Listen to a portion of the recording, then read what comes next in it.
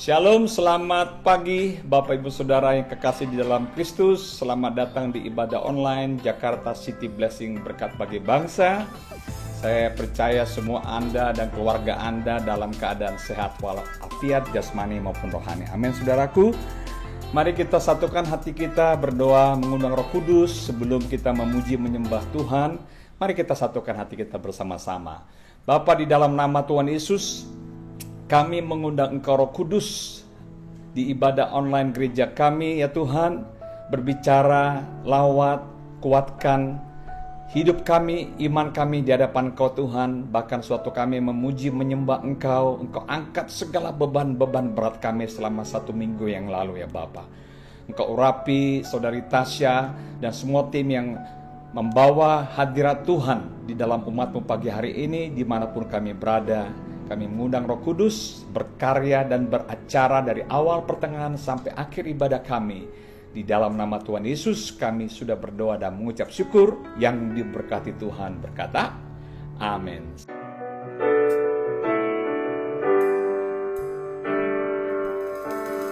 Haleluya, dialah Tuhan kekuatan dan mazmurku, dialah gunung batu dan keselamatanku. Amin.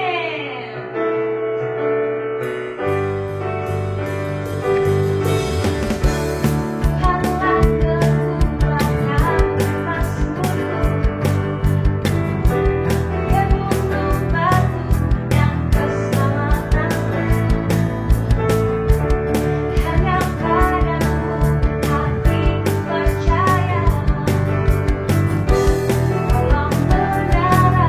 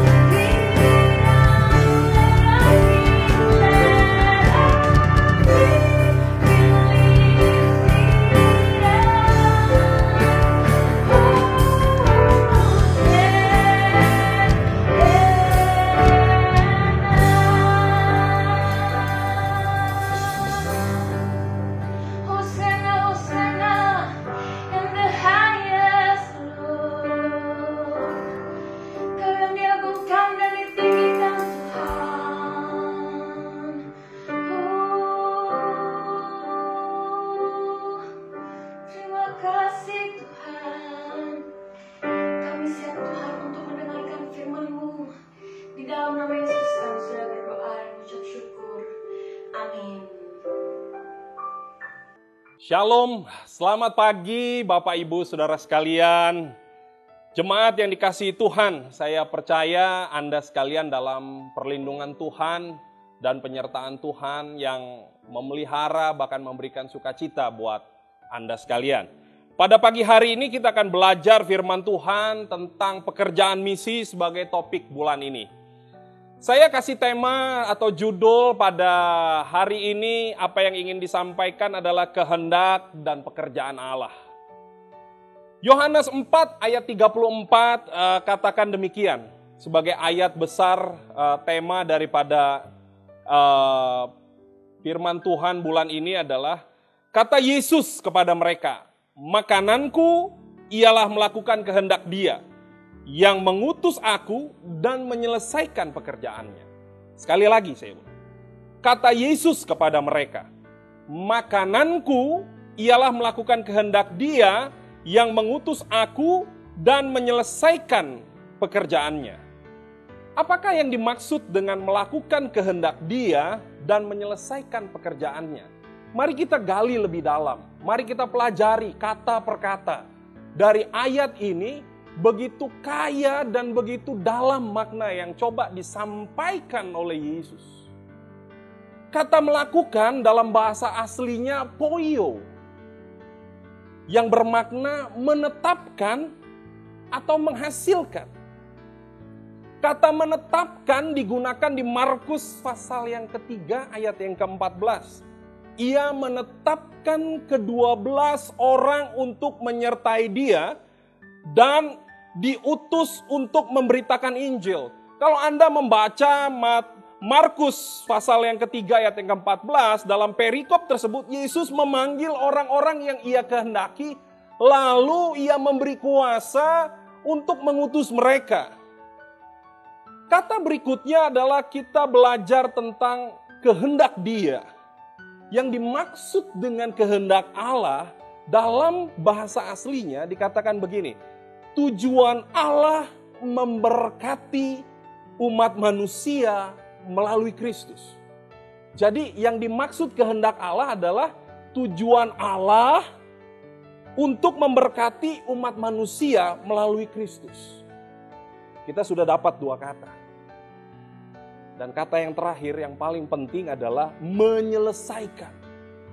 Apa yang dimaksud dengan menyelesaikan? Kata tolio dalam bahasa aslinya bermakna menyempurnakan.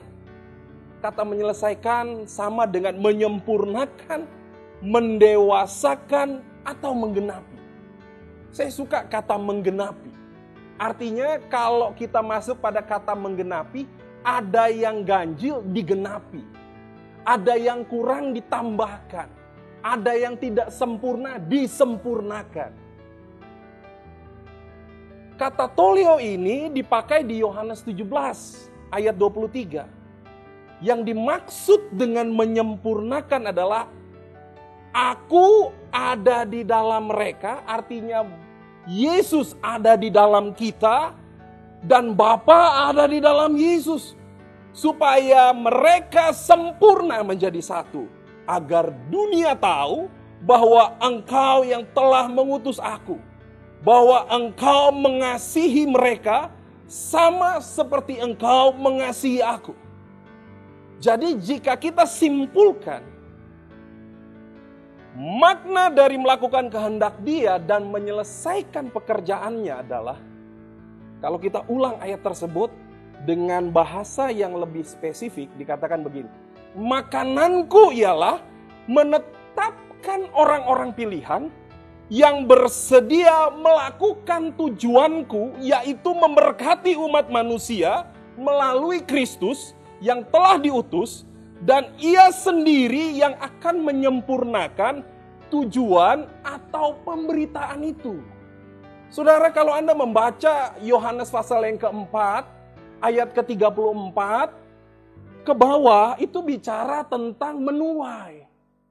Tetapi kalau Anda membaca ke atas, di ayat 20, 21, 22, 23, kita akan menemukan bagaimana perbincangan Yesus dengan perempuan Samaria tentang pentingnya menjadi penyembah. Artinya ada boundaries, ada batasan yang pada era yang lama, di perjanjian lama, untuk menyembah Tuhan, mereka harus pergi ke satu tempat atau di Yerusalem seperti yang dinubuatkan para nabi. Tetapi Yesus datang menyempurnakannya dengan mengatakan bahwa ketika air yang aku berikan ini masuk di dalam hidupmu, maka engkau tidak akan haus lagi. Saudara, artinya bukan hanya tempat sekarang yang menjadi pokok pembahasan ketika Yesus masuk di dalam kehidupan kita. Ketika Yesus datang ke dalam kehidupan perempuan Samaria tersebut, Yesus mengatakan demikian, bahwa ketika Roh Kudus turun atasmu, engkau tidak perlu lagi mencari tempat yang khusus. Di mana saja, kapan saja engkau bisa menyembah Tuhan. Mari kita gali lebih dalam lagi. Apa sih misi kedatangan Yesus? Misi kedatangan Yesus adalah mencari orang-orang yang bersedia bekerja sama dengan Dia. Lalu apa berita yang Yesus sampaikan kepada perempuan Samaria itu?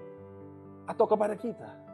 Bapak, Ibu, Saudara sekalian, berita yang Ia sampaikan adalah keselamatan yang diterima oleh perempuan Samaria itu menjadi sebuah berita penting. Keselamatan yang ia terima akan membawa dimensi penyembahan baru kepada umatnya. Ia membawa hal tersebut kepada saudara-saudaranya, kepada orang-orang sekotanya dengan mengatakan untuk menerima Mesias, menerima Yesus secara pribadi. Apa yang dimaksud dengan menerima Yesus secara pribadi? Kita bilang membuka hati, yes.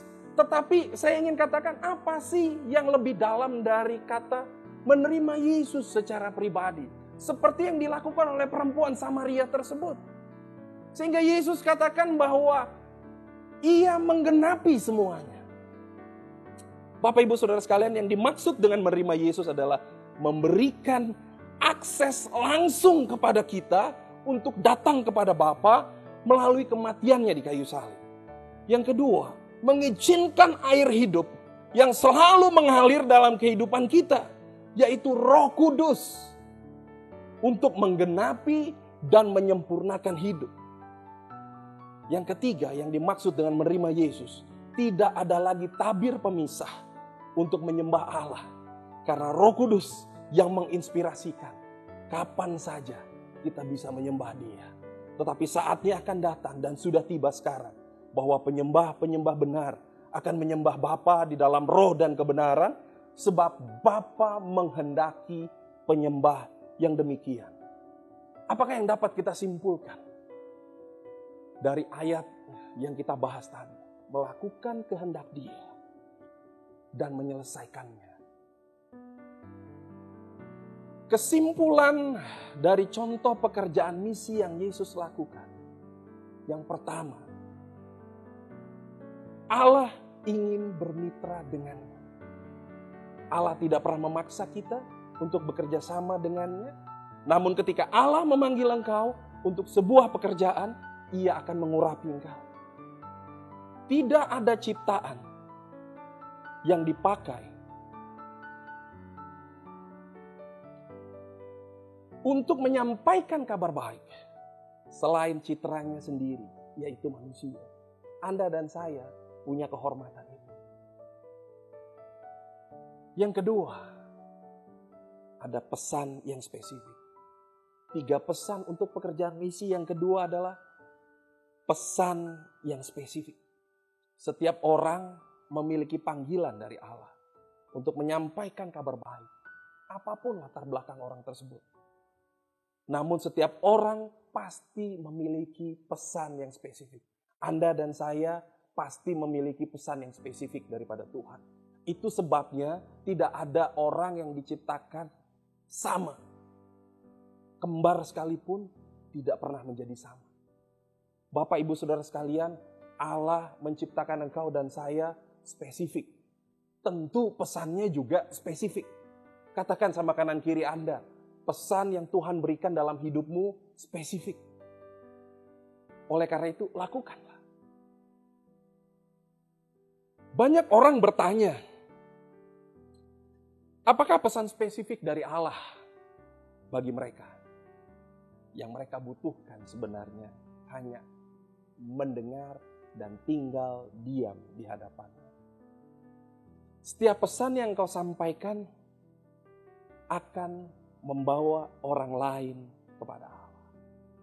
Yang ketiga, kita diminta hanya melakukan. Saya suka sebuah semboyan dari sebuah merek sepatu. Just do it. Lakukan saja. Beberapa orang ragu atau takut melakukan pekerjaan bagi Allah, padahal mereka mendapatkan pesan yang spesifik. Bahkan Allah adalah mitra mereka, padahal kita hanya diminta untuk melakukan. Dan Allah sendiri melalui Roh Kudus yang akan menyempurnakan pekerjaan tersebut. Allah tidak pernah membatasi dirimu dan diriku. Yang menjadi batas adalah diri kita sendiri dalam melakukan kehendak Allah.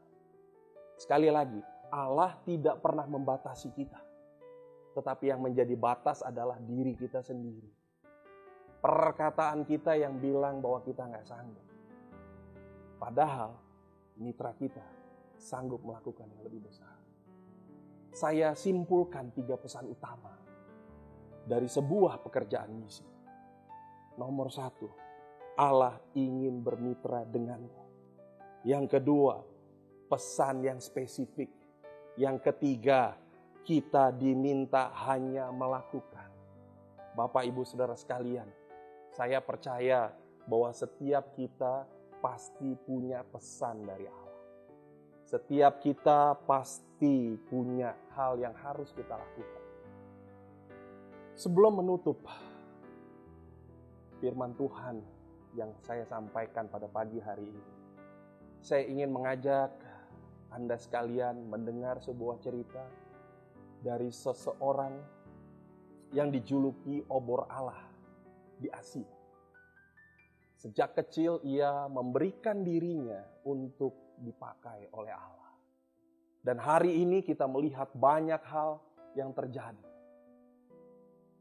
Saya ingin bercerita tentang seorang yang bernama John Sung, yang diberi julukan obor Allah di Asia. John Sung adalah penginjil dari Tiongkok yang lahir 29 September 1901. Laki-laki kurus ini mengalami pertobatan pada tahun 1913. Jadi kira-kira umur 13 tahun. Masih sangat kanak-kanak di Hinhua, Tiongkok. Sejak bertobat, ia mulai memberitakan kabar baik kepada sekitarnya sehingga ia dikenal dengan julukan pengkhotbah cilik. Di Hinhua, John Sung menamatkan pendidikannya hingga tingkat menengah di sekolah yang dikelola gereja Metodis. Setamat sekolah, ia ingin melanjutkan ke universitas. Tetapi tidak punya biaya. Gereja Metodis memberikan beasiswa baginya untuk menyelesaikan kesarjanaannya di Universitas Wesley di Amerika Serikat. Tidak berhenti di strata sarjana, ia meneruskan pendidikannya hingga jenjang doktor. Di Amerika, ia terpaksa bekerja mencari uang tambahan karena beasiswa yang ia terima sangat sedikit. Akibatnya ia sempat sakit dan harus dirawat beberapa bulan di rumah sakit. Namun akhirnya gelar doktor berhasil ia raih juga. Pada tahun 1927 John Sung mulai mengadakan kebangunan rohani di Hinhua, kampung halamannya. Setelah itu ia mengadakan perjalanan penginjilan ke seluruh Tiongkok. Rupanya khotbah dan aksi doanya dalam menyembuhkan orang sakit, menarik banyak orang datang bertobat. Kemasyurannya tidak hanya di Tiongkok. Pada tahun 1935, ia mulai mengadakan penginjilan ke Filipina, Singapura, dan Malaysia. Pertemuan jemaat Kristen di Indonesia dengan John Sung terjadi pada tahun 1939. Saat gereja-gereja Tionghoa di Jawa mengundangnya untuk mengadakan kebaktian kebangunan rohani di gereja mereka. Di Madiun, Solo, Jakarta, Bogor, Cirebon, Semarang, Magelang, Purworejo, Yogyakarta dan Makassar adalah kota-kota yang ia singgahi. Jonsung punya peran penting dalam perjuangan orang Kristen Indonesia membebaskan diri dari kolonialisme Belanda. Ia membantu membangun orang-orang Indonesia dalam iman mereka yang putus asa karena penjajahan. Khotbah-khotbahnya menolong para pendengar mendapatkan hidup penuh pengharapan. Hal ini terbukti dengan puluhan ribu orang Indonesia, terutama di Jawa, mau segera dibaptis. Itu membuat mereka secara rohani yang ujung pikiran mereka pun terbuka untuk merdeka dari penjajahan. Salah satu peninggalan penting yang terjadi dari KKR Jonsung 76 tahun yang lampau adalah jemaat-jemaat Sinode GKI, Gereja Kristus, Anda mungkin pernah mendengarnya, Gereja Isa Al-Masih, Gereja Yesus Kristus. Leluhur-leluhur mereka, bapak-bapak pendiri gereja tersebut adalah para hadirin yang datang di KKR Jonsung pada tahun 1939. Mereka meneruskan iman mereka sampai hari ini kepada generasi penerus. Bapak, Ibu, Saudara sekalian, ada hal yang lebih spesifik dari cerita Jonsung. Sebelum ia mengakhiri hidupnya, ia menderita tuberkulosis yang cukup parah. Kerap kali ia pingsan ketika sedang berkhotbah. Namun tidak ada satu orang pun jemaat yang pergi ketika ia sedang pingsan. Mereka menunggu sembari berdoa untuk kesembuhan Jonsung. Dan ketika Jonsung sadar kembali, ia melanjutkan khotbahnya. Dan banyak orang dipulihkan datang kepada Tuhan. Sampai akhir hidupnya, Jonsung tetap mengasihi Tuhan dan menjadi terang. Ia menyelesaikan kehendak Bapa. Ia melakukan apa yang ia harus lakukan bersama-sama dengan Tuhan. Dan saya percaya saat ini menjadi sebuah kesempatan buat Anda dan saya dipakai Tuhan. Mari kita satukan hati berdoa. Bapak, terima kasih buat pagi hari ini kami berkesempatan untuk mendengarkan firman-Mu ya Tuhan. Pada pagi hari ini kami juga percaya bahwa Engkau memakai kami, menggenapi bahkan menyempurnakan apa yang kami lakukan setiap pemberitaan kabar baik. Hari ini kami percaya bahwa saudara-saudara kami yang mengalami pergumulan, yang mengalami hal-hal yang sulit, sakit, penyakit atau apapun itu ya Bapak. Hari ini kabar baik bahwa kesembuhan itu telah selesai di kayu salib. Di dalam nama Tuhan Yesus Kristus aku berdoa, Engkau pulihkan, Engkau berikan kekuatan buat setiap kami, dan kami mengucap syukur bahwa kematian-Mu di kayu salib melayakkan kami menjadi mitra-Mu ya Tuhan. Melayakkan kami untuk kami bisa mendengarkan pesan-pesan yang spesifik daripada Engkau. Sebagaimana Engkau memakai Jonsung, Engkau memakai hamba-hamba-Mu di masa yang lampau. Pakai umat-Mu pada hari-hari ke depan menjadi pembawa berita sukacita, keselamatan buat orang-orang di sekeliling kami. Terima kasih ya Bapa. Di dalam nama Tuhan Yesus, aku berdoa dan mengucap syukur. Dan kita semua yang percaya katakan, amin. Amin. Tuhan memberkati Bapak, Ibu, Saudara sekalian. Stay safe. Shalom, selamat pagi. Saya akan membawakan pengumuman minggu ini. Setiap hari Jumat, kita ada corporate prayer meeting. Doa dimulai jam 8 malam melalui Zoom. Ini Zoom meeting ID-nya. Jangan lupa ya.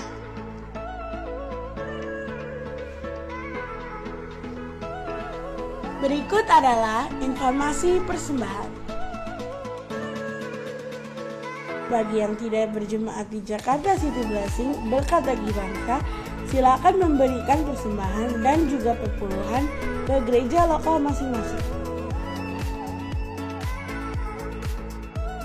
Puji nama Tuhan. Saya percaya setiap daripada kita semua belajar firman Tuhan yang baru dibagikan oleh Pastor Maruli.